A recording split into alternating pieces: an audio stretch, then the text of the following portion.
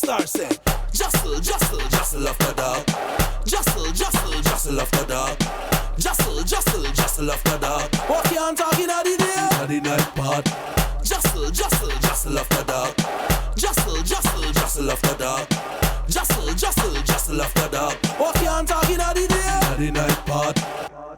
Welcome to JASL After Dark, ladies and gentlemen, boys and girls. So I want to tell you all thanks for tuning in. I'm your host, Calvin. JASL After Dark is brought to you by Jamaica Aid Support for Life. You can also watch and listen to this show on JASL's Instagram page at JASL Info or on Facebook at Jamaica Aid Support for Life. Or you can stay right here with us on the Bridge 99 FM. I also have my co-host Sade with me. Hey, good night, lovers. How are you? This is your girl, Sade Buckridge from Fairy Secrets. And Kristen.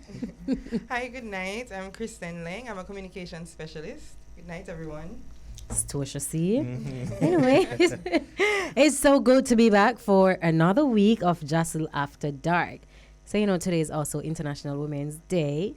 So tonight, we have a number of ladies who will be joining us to share their stories and how it has been for them navigating life as a woman in a male-dominated world. Male-dominated world, indeed. Yes, male-dominated. That's why it's good for us to have days like International Women's Day where we can celebrate, and salute the strength of a woman. And that's what we're discussing tonight on JASL After Dark. Tonight's topic is strength of a woman. And to share in this discussion tonight, we have women who are the definition of strength. We have Camilla Brown, who is a Christian life coach who would have experienced abuse during different stages of her life. And we also have Marcia Davis, who is a single mother and living with a disability. We also have Janelle Simpson, who is an author and a philanthropist. Now, Kristen Lang is also here with us to shed some light on an issue that not most women, but a lot of women deal with, and it's not discussed often enough, and that is her experience with endometriosis. So they're going to be here with us throughout the night to talk to us. So ladies, welcome to JASL After Dark. Welcome. Happy International Women's Day, my love. Thank you, and to you as well. And how has the day been? It has been a good day. I felt a lot of love today. Oh, nice. That's what I want to hear. All right, so since we're talking to... Can you hear me? It's good? All right, so Kristen, I'm just going to get into it, So we have a question for our females here tonight. The first one to you, Kristen, is what does the strength of a woman means to you, and who's a strong woman in your life? The strength of a woman to me means that you know yourself, you know what it is you're capable of, you're always trying to reach that, and you're trying to positively affect those who are around you. I think, or for me, the woman that I would say the strongest woman I know is my grandmother. She actually had her birthday yesterday. She's 99. Oh, wow. Yes. Happy belated birthday, Grandma. Right, thank you. And my grandmother raised 5 children with a disabled husband. Her husband was disabled from the waist down. Oh. She raised 5 children. She was, and that's just the one aspect, right? She's just a remarkable woman. She was a teacher. She was a senior education officer in the Ministry of Education. She helped to pull together the first curriculum for the early childhood curriculum. She had to pull that together. She was also one of the first female drivers on the North Coast because she said she needed to get to work, and there was one bus that went from Montego Bay to Kingston every day, and she was in St. Anne, and she would have to wait on that bus to come and pass her in the mornings and then pass in the evenings, and sometimes she wouldn't get home till 9 o'clock at night and all of that. And it was such an issue. The bus break down, you can't go to work. Yeah. She said she had to get a car, and so she was one of the first persons driving, even before driving was something that was so popular, you know? That's the definition of strength of a woman. Definitely. Yup, and she comes from very, very humble beginnings too. Right. So, she's really the strongest woman that I know. Strong woman indeed. Yeah, man. Nice. How about you, Calvin?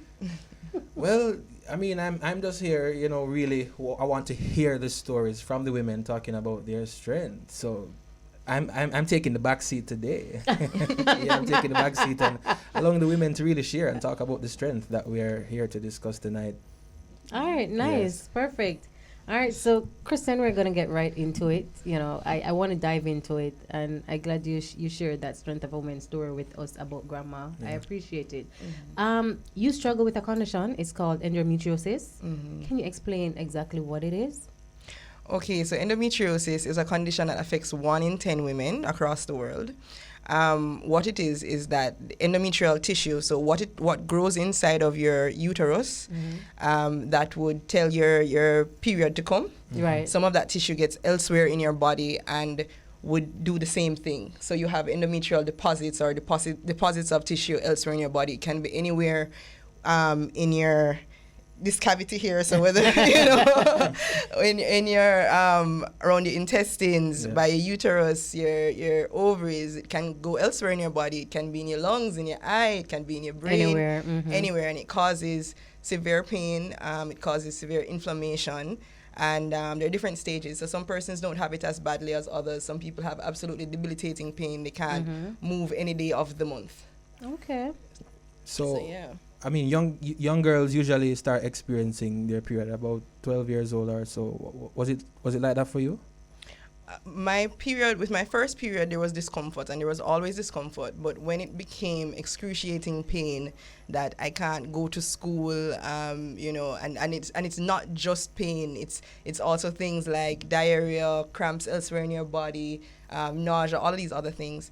That would have been probably around 14 or 15. And it just progresses. Okay. It just progresses. It keeps getting worse the older you get. And as we're still on age, at what age were you diagnosed, and how did you feel when you got that news? And do you know if it's something that is easy to diagnose? Okay, so endometriosis is very difficult to diagnose. I was diagnosed at age 27. Okay. You need 10 years of pain. So you'd have to have been suffering for 10 years before your doctor can say to you, I think this is endometriosis. And then after that, the only way really to nail it down and say it's definitely endometriosis is for you to undergo surgery, for them to look and see. So you do a laparoscopic surgery, or, there are other types of surgery, but laparoscopic is the most popular one, where they will go in and see that it's actually endometrial deposits and it's not something else. But yes, you have to suffer for 10 years. So most women don't get diagnosed with endometriosis until they're in their late 20s, into their early 30s. And that is if they think enough to say, let me go and get diagnosed with this thing. Right. Because we have a culture of some people just have really bad periods and that's it. Okay. Okay. So for 10 years, you've been having excruciating pain? I've been having excruciating pain from I was 14 years old.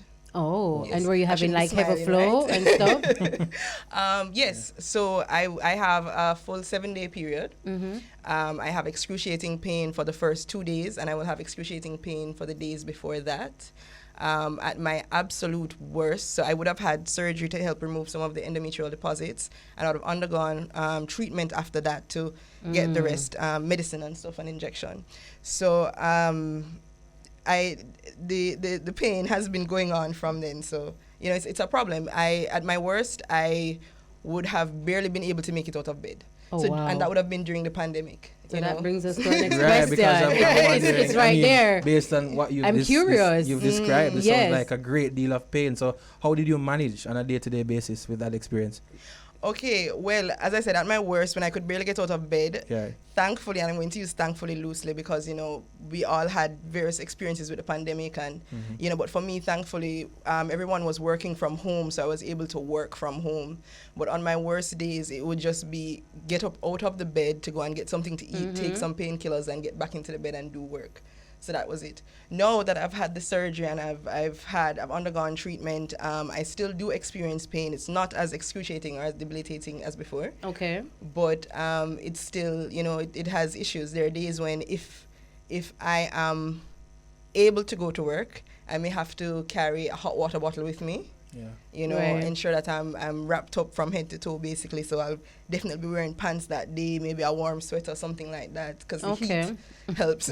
Keeping yourself warm helps. Right. And if I am unable to go to work, then I would obviously have a conversation with my boss beforehand to let them know what is going on. So if I'm unable to go to work, then I'll let them know I can't come in today, but I'm available in this way. I'll be working from home. So I'll have enough energy sometimes to be able to answer emails, do what's necessary, answer calls, stuff like that, but not actually get up get myself together and physically make it to work. Well, Christine see, just answer everything. as, It's all in one. yeah, as men, we don't have the experience that women have with periods. So for us, we don't really understand sometimes. And some might say, Christine, that's just extra. Have you ever had to speak with a boss or a co-worker about your experience with endometriosis and how it affected your job? Okay, so yes, because of how endometriosis affects you, it's almost necessary to speak with your boss once you've been diagnosed, and even before that. So women who haven't been diagnosed, if you're in this type of pain and it's going to prevent you from going to work, then you have to speak to your boss and say, boy, I have really bad periods when this time of the month come. This is what happens. I'll try and work from home. There's a lot of negotiating with it. But yes, I have had a bad experience. I've had a few bosses, and some of them have been, more empathetic than others. I did have a male boss who, though I would have cleared everything with HR, he was still giving me issue, and he said to me that he's experienced a cramp before, so he doesn't know why. Just to be clear, you said having experienced it with HR, so you mean you would have had that conversation before actually starting the job? Well, the endometriosis conversation before starting a job is a hard conversation to have. If you are an important conversation, so let me speak to the ladies out there, right? An important conversation to have, one is with your doctor. You get your doctor to write you a letter stating what it is that's going on with you. You find out from HR at the place that you're going to work, or if you're there already, what your leave allotment is, what is accessible to you, how they can assist you. I'm glad you said that. And then you move forward. So if you're going into a new job and you know that you find out you may not want to have the conversation right at the beginning, I have endometriosis, and this means that I may be absent from work more often than a regular employee. That may cause issue, but you do need to know how many days would be allotted to you, so you can maybe match them out. So if I get 10 days a year, then I can take 1 day each month. Right, so we gotta wait. Right? So we gotta stop it there, Kristen. Okay. We have you for all night. So we're going to continue the conversation with our ladies. So today is International Women's Day, and you're listening to JASL After Dark on the Bridge 99 FM. We'll soon forward.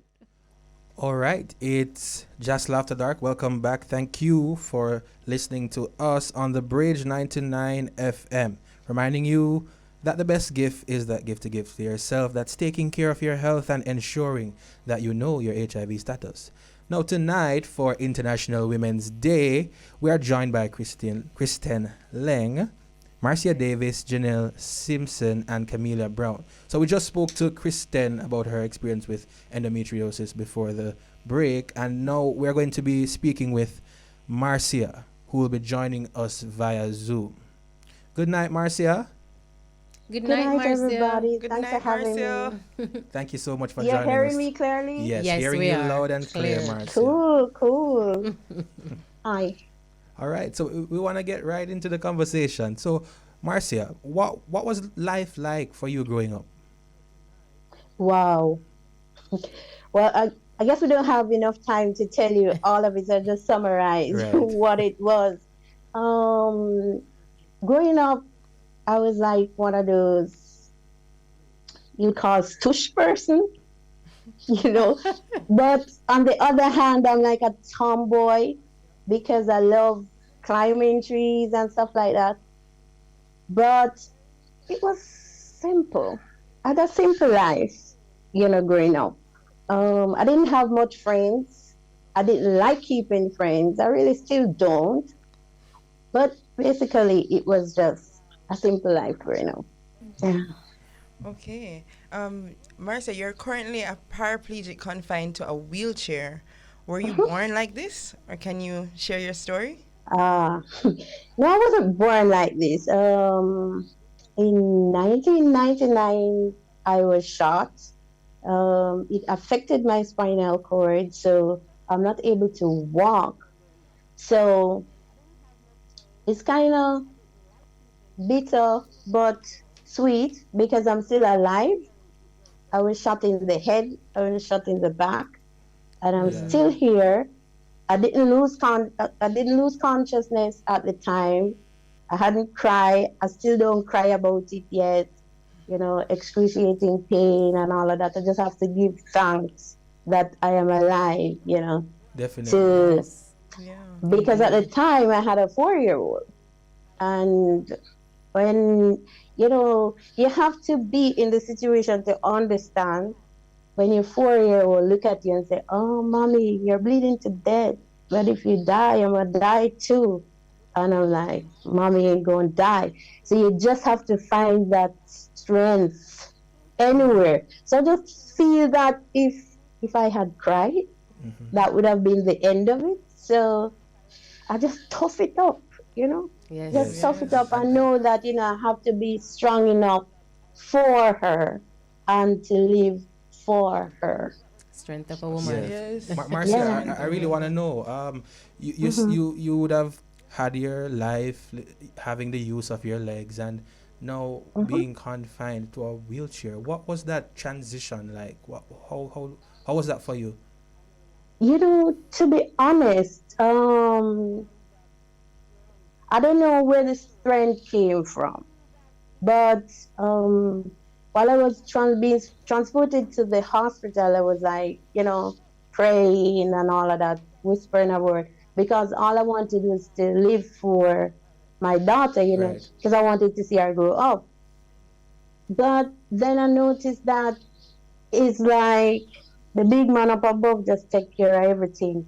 Because when I was in the hospital, really, and persons, my coworkers at the time, they came and they were like crying, they were like falling, some fainting on the ground after seeing me and all of that.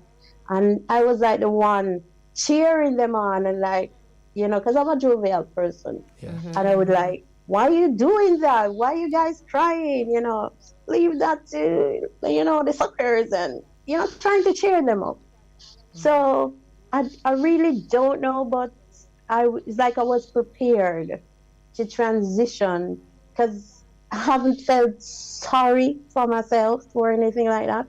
So maybe those are some of the things that keep me, from pitying myself.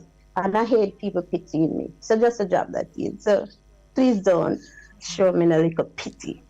No problem. All right, so we won't, we won't. So, Good. Marcia, Jamaicans are very infamous for nicknaming people based on their work, the disabilities.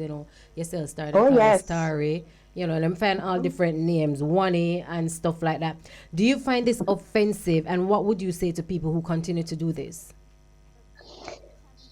I would say, I mean, there are people out there who actually don't have the strength to endure Yeah. things like those, or to just shake it off and put it behind them.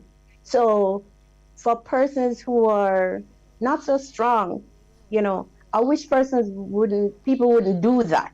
Yes. But for me it's kind of different. But to speak to the ones out there who can't, withstand this type of pressure, Yes. people just need to stop. People just need to stop, because I actually experienced somebody mistreating or discriminating someone, and I felt bad for the person because the person couldn't stick up for themselves. And when I like go someplace and I have to interact with persons, and they kind of giving it because they see you in a wheelchair and they would like look down. Just last week, I went into a bank, and I went over to speak with the customer service lady. I the person she was talking to before, she wasn't kind of having that attitude. So when I went to her and I handed her the thing and I was asking her a question, and she was like answering me like, yeah. So I had to speak up and I said, "No, you don't do that. You don't Yeah. talk to people like that, you know." And then when she realized that I'm not a pushover, not because I'm in a wheelchair, Wheelchair. you can Right. speak to me how you want and how you feel like, then she kind of come around and start talking differently. So it's just for persons to, find the strength and the courage to speak up. So when we speak up, then persons will have a different view and start behaving differently. Yes. But Yeah. for people out there discriminating, just stop it. Okay, I It's have a not pretty. question for you, Marcia. Being that you mentioned the Yeah. bank, it leads me to my next question. Do you think Hmm. Jamaica has enough infrastructures that are suited for people living with disabilities? Oh no, we have a No? far way to go, Yeah. because like when I travel, like pretty much all everywhere I go, you have access to. Here, you have to like pick and choose where you need to go. If you want to go out and chill, you have to look at how many places you have to call around. Is this place accessible? Is it? And then it's something that needs improvement in Jamaica. Yes. A lot of improvement because I'm experienced enough with the situation to know that we have a far way to go. I mean, the other day there was an event happening, and I saw the sidewalk. It was covered in cars. I mean, there was nowhere for pedestrians to walk. And I considered, what about someone living with a disability? What about someone who was blind? How would they operate? How would they navigate? So we, as the citizens, we do have a lot to do internally. But in terms of the government of Jamaica, what do you think needs to be done to improve to meet the needs of persons living with disability? All right, the government, first and foremost,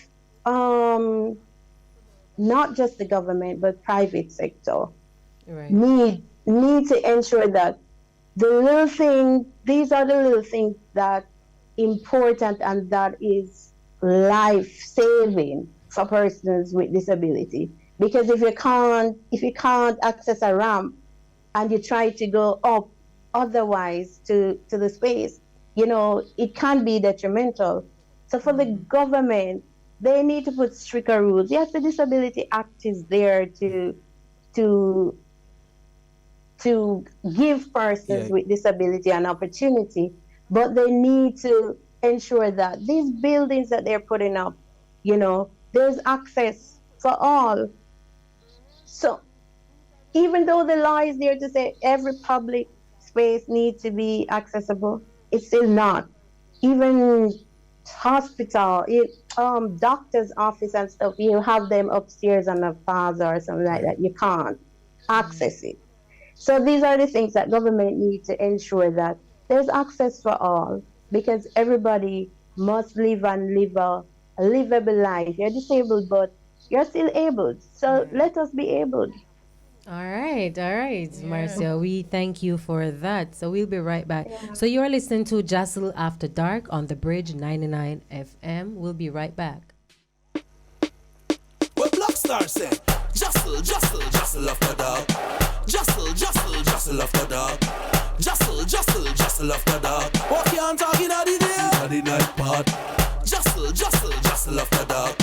JASL After Dark. All right, welcome back to JASL After Dark. If you're just joining us, JASL After Dark is brought to you by Jamaica Aid Support for Life, reminding you the best gift, taking care of your health, and ensuring that you know your status. Contact Jamaica Aid Support for Life for free HIV and syphilis tests. Now, today, it's International Women's Day, and we are joined by some lovely women to discuss the topic, Strength of a Woman. Now, joining the conversation now, we have Miss Camelia Brown. I don't know how you have my last name. I may forget it right now. Welcome, my love. Happy International Women's Day to you. Happy International Women's Day to you too, and Thank to all you. the women out there. Yes. So we want to get straight into it. And, before we get into the depth of our interviews, we normally like to hear the backstory. So tell us, what was childhood like for you? Well, my childhood was, I had a fun childhood, but it was up and down, and it was faced with challenges. I grew up with my aunt. I called her mommy. So you hear me say mommy, I'm referring to my aunt. And growing up with my aunt, her husband was abroad. So as a result, you're growing in a country. So as a country girl, everybody is family. And so you leave the child with the neighbors. Right. You leave with the cousin, you leave with the auntie. And as a result of that, it opened up me to a lot of trauma, sexual trauma that happened. But I must say that it basically paved the way for the work that I'm doing right now. But as a child, I learned many things. I learned how to be a lady. I learned how to be a wife. Learned how to eat with knife and fork. With my grandmother planting gungo Etiquette. and something. I plant gungo and we're outside, we're cooking, you're roasting, what you call it, cow foot and them something there. Yeah, man. So I had a fun childhood mixed with pain. Yeah. But I came out on top. Okay, nice. Happy to hear. Diamonds are made under pressure. That's what I'm saying. Always. So, as we talk about International Women's Day, a number of Jamaican women would have experienced some form of abuse, That's true. So this was actually your reality. When was the first time you experienced this? Well, I can't really say the specific age, but I know it's started around when I was 6, 7, thereabout. I remember, because the brain does this thing where it protects us. Yeah. Yes. So oftentimes you don't remember, maybe in you're 15, but the body remembers, but you can't really put your finger on it. But when you start to deal with the issue, or maybe you're triggered by something, Yes. that memory comes back, whether in a dream Yes. but the brain have a way of say, okay, I need this to be dealt with right now. And that's when I remembered one day, my mother, one evening, I left the neighbor and I came home and my mother, she was beating me because there were stains on my underwear. And she really beat me and said that it was my fault. And I wondered for many years, why was I so bitter against my mother? But it's Right. because of those things that I felt as though she never protected me. But then I recognized that one thing with trauma, whenever a parent faces trauma, and it is unresolved, it makes it more difficult for them to deal with their child's trauma. So Yes. you spoke about your mother beating you as if it was your fault, and that might have affected how you were able to share stuff with her. So with experiencing abuse, were you able to tell anyone or get help? Well, I tried. I tried telling persons, but the reality is that they did not believe me. And when you grow a country, the As reality, always, yeah. everybody talk to everybody. So you do any little thing and then you see you get beaten. We grew up in church. So, Okay. Mother share with the sister say, oh, she rude and me have to beat her. And I never had that trusting relationship with her because of that. So as a result, I never really shared. And I remember once, though, I shared with my grandmother, and the reality of life is that she did nothing. I remember she said to me, I was saying that somebody's tickling me and I feel uncomfortable because I know it's not good thought, because I know what it feels like. Yes. And she said to me, no, man, I just play with you. I say play with everybody. Right. So I felt disappointed, and I learned as a child that you can't really tell anybody anything because they're not going to believe. So you really have to just stand up for yourself. Shaniel Muir, she has this song. It's called Born Rich. Yes. Right? And she said that, and that song resonates with me. She said she didn't know that it was a pedophilia pattern. Yes. Right? She thought it was normal. She almost thought it was normal. That's what my life was like. I almost Thought it was normal. thought it was normal. Right. So how did this affect you growing up? Well, the reality, my brain again went into protection mode, and I was very quiet. A defense mechanism for Yes, you. I became very introverted, but I'd smile, and I would just sit. So nobody knew my personality, my real personality. I'd go to school, and they can tell you that in high school, I just existed. Like, I never really said anything to anybody. Hi, how are you doing? And I smile and I go about my business. I never really had a lot of friends because I didn't know how to keep relationships, friendships, whatever it was. Right. Because it was just me alone in my own Not little trusting corner. anybody, and Yeah, so, you don't want I the mean- disappointment. No. Right. You can go ahead. You're a Christian woman, Yes, I am. right? And have you ever questioned God about why did this happen to me? Of course. Like, come on.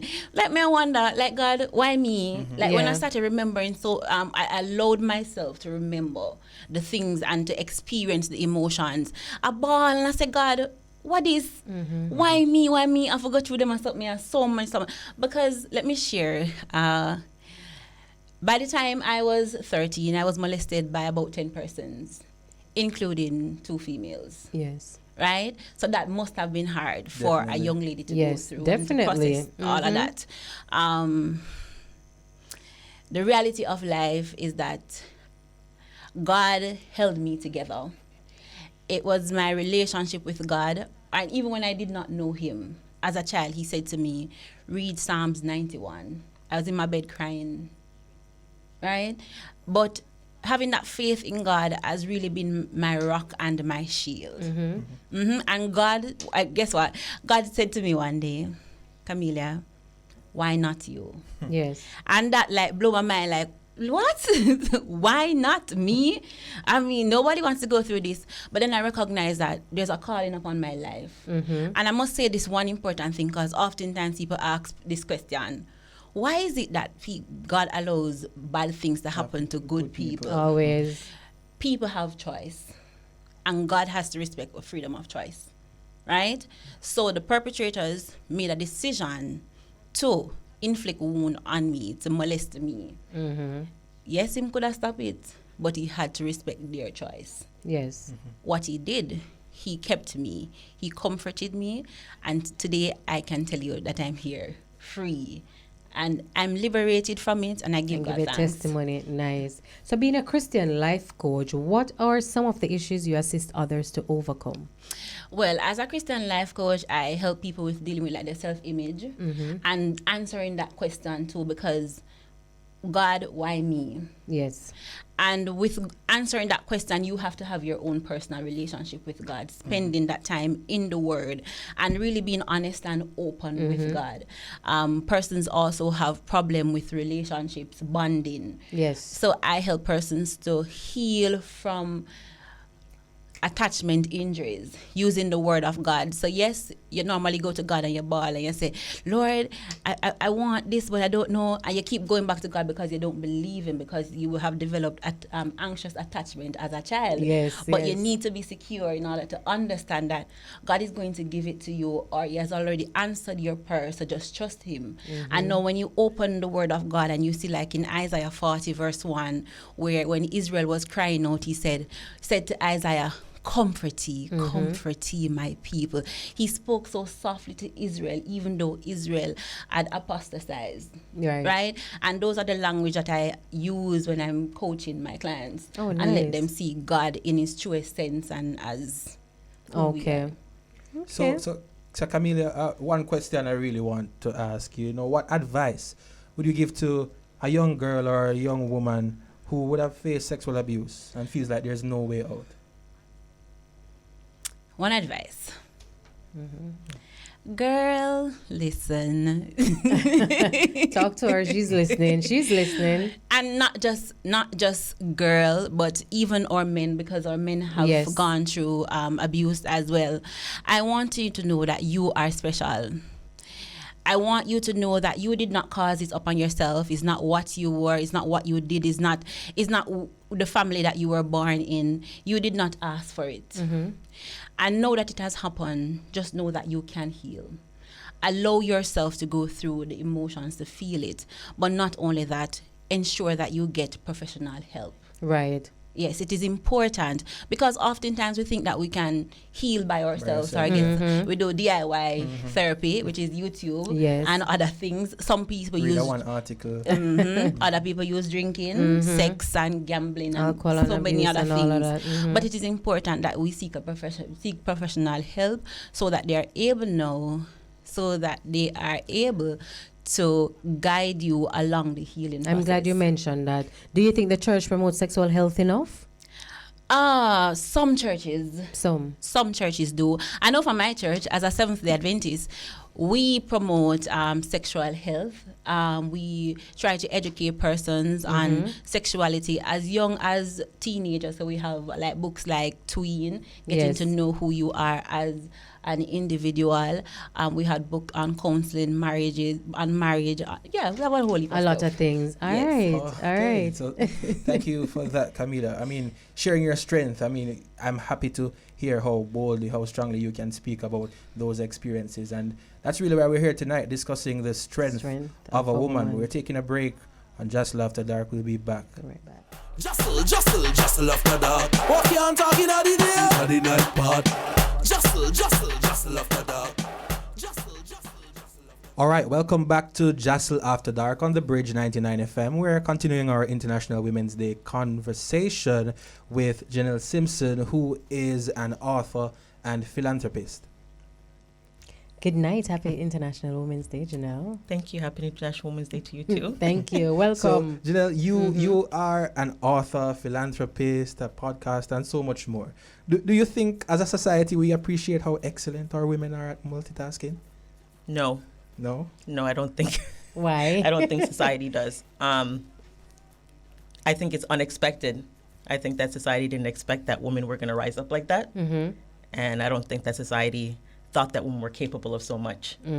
I think society still wants to stick into the ancient days where women were kind of, not doing anything, staying at home, just taking care of the family. But we're trying. We're getting there. I appreciate that we're trying to acknowledge our women today. Trust me, because some women these days are dominate some roles where men normally dominate, So we're getting there. We're evolving. So what were some of the challenges you endured, growing up, and how were you able to overcome these challenges?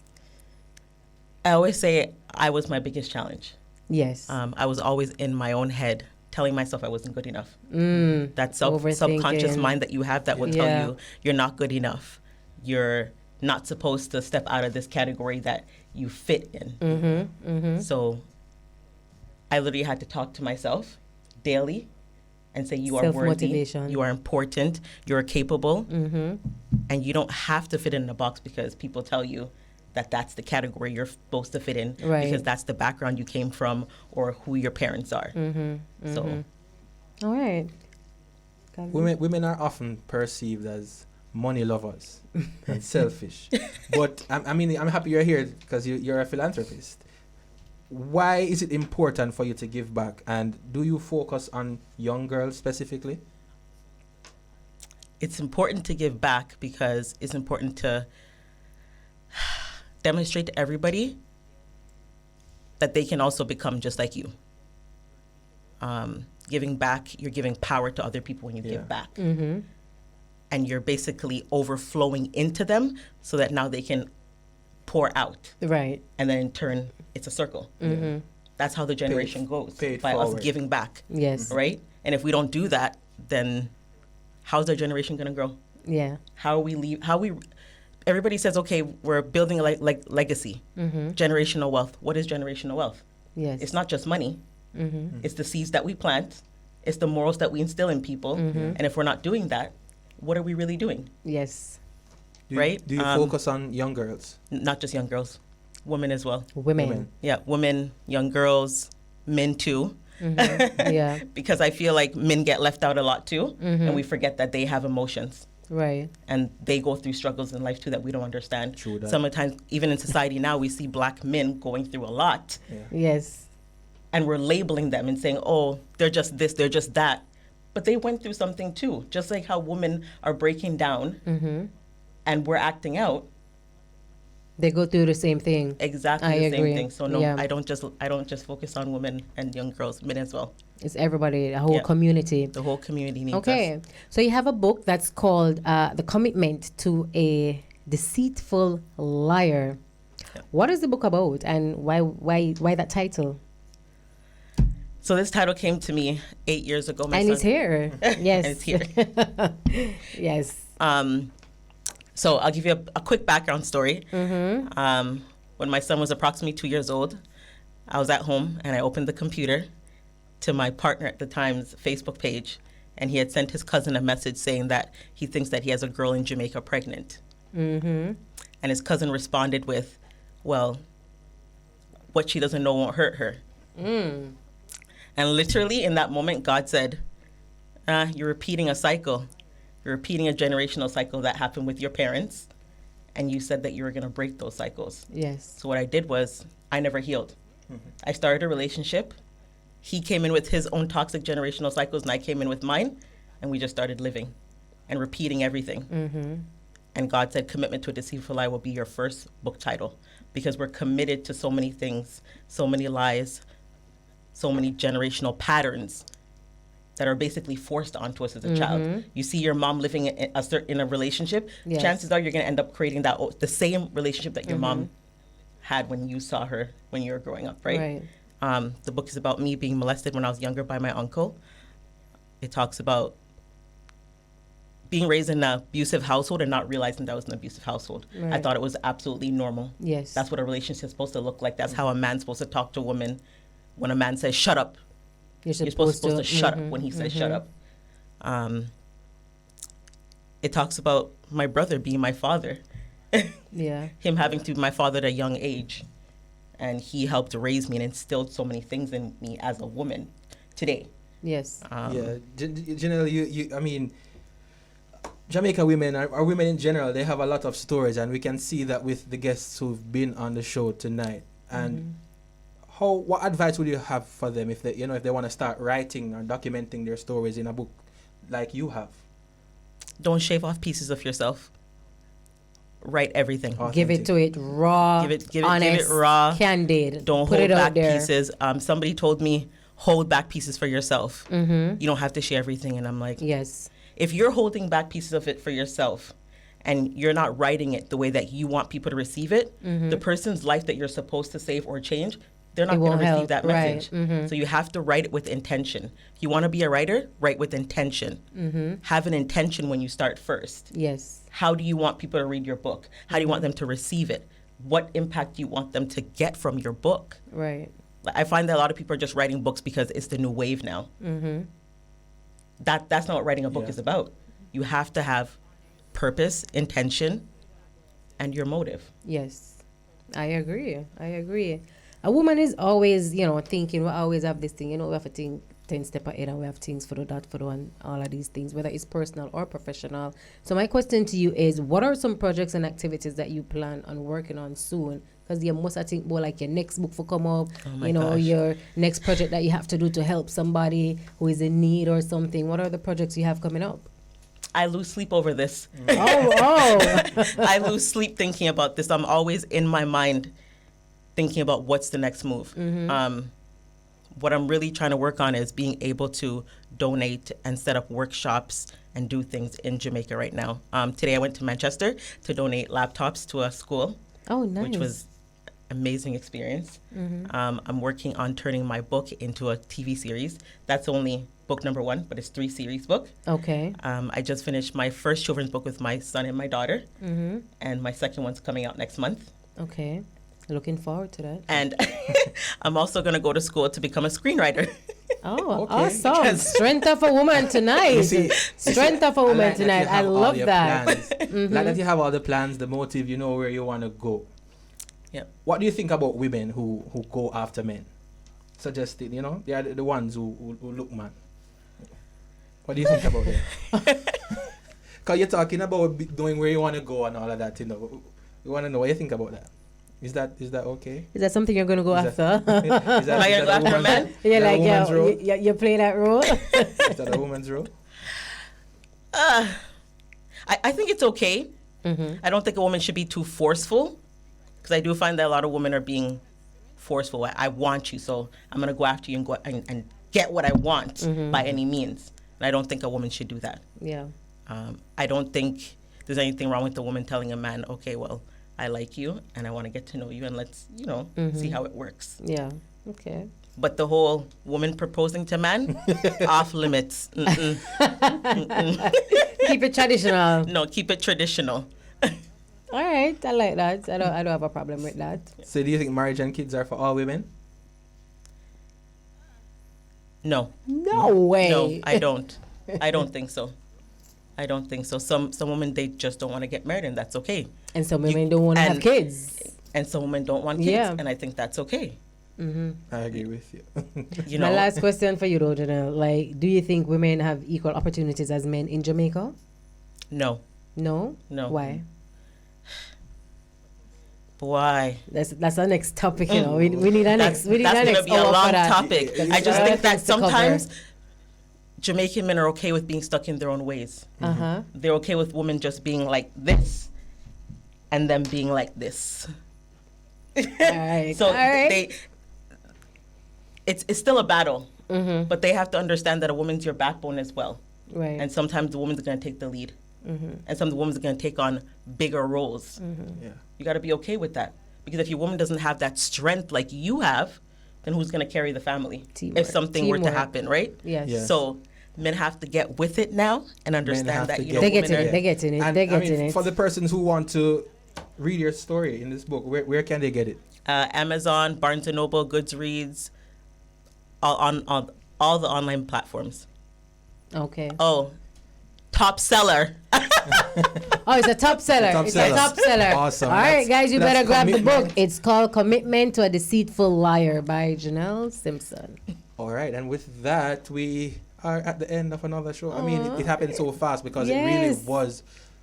it really was an interesting. It was a discussion where women shared their stories and Yes. shared their strength, and we are happy that we could have had this conversation on this International Women's Day. Thank you, Janelle, for joining us. Thank you guys for having me. Most definitely. Thank you to our other guests as well for joining us tonight. So this is Just After Dark, brought to you by Jamaica AIDS Support for Life, reminding you that we provide free HIV and syphilis testing.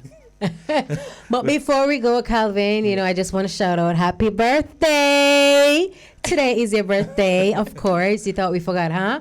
So happy birthday Thank to you, my thank you. lovely co-host. Happy birthday. Thanks. So this is your girl Shade. You can find me on all socials at Fetish Secrets Limited, Fetish Secrets LLC. Visit my website at www.fetishsecrets.com. All right, so up next on the Bridge 99 FM, we have Raga Shanti Live. See you next week. At 8 p.m. Don't forget, next week is 8 p.m., guys. Not 9 o'clock, it's 8 p.m. See you next week on the Bridge 99 FM at 8 p.m.